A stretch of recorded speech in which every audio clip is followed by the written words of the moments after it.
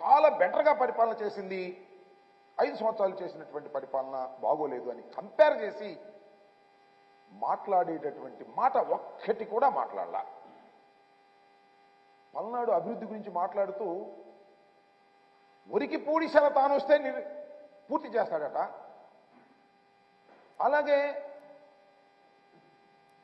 పల్నాడుకు కావలసినటువంటి వాటర్ని స్కీములు తీసుకొచ్చి చేస్తాను అనేటువంటి మాటలు మాట్లాడారు. నేను అడుగుతా ఉన్నా, ఏమయ్యా చంద్రబాబు నాయుడు గారు, ఒరికి పూడిశాలు ఇవాళ వచ్చిందా నిన్న వచ్చిందా? నువ్వు అనేక సార్లు శంకుస్థాపన చేశావే, మీ అబ్బాయి కూడా వెళ్ళి శంకుస్థాపన చేశాడే. 14 సంవత్సరాల్లో నీకు ఒరుగు పూడిశాలు గుర్తురాలా? అలాగే పలనాడు డ్రాట్ మిటికేషన్కి సంబంధించినటువంటి స్కీమ్ నీకు గుర్తురాలా? అవన్నీ మళ్ళా ఎన్నుకుంటే ఇవన్నీ చేస్తాననేటువంటి ఒక అభూత కల్పనలు కల్పించేటటువంటి ప్రయత్నం చేశారు.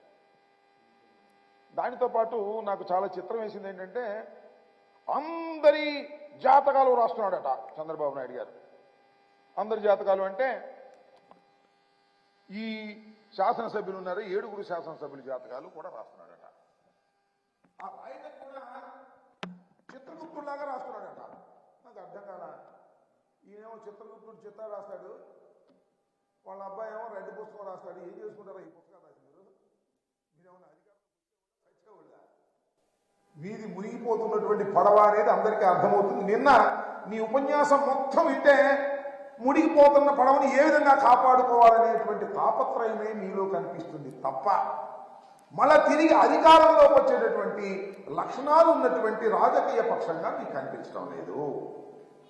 14 సంవత్సరాలు ఏం చేశావు? ఈ రాష్ట్రంలో ఏ గ్రామం వెళ్తే ఇదిగో నేను ఇది చేశానని చూపించగలవా అంటే దానికి సమాధానం లేదు. ఈయో లేనిపోయినటువంటి ఒక అభూత కల్పనలు సృష్టించుకొని ఇక్కడ ఉన్న వాళ్ళందరూ కూడా దుర్మార్గులట. 7 పిల్లల రామకృష్ణారెడ్డి గారు మారీసుడు అంట, ఆయన మార్చమంటున్నాడు.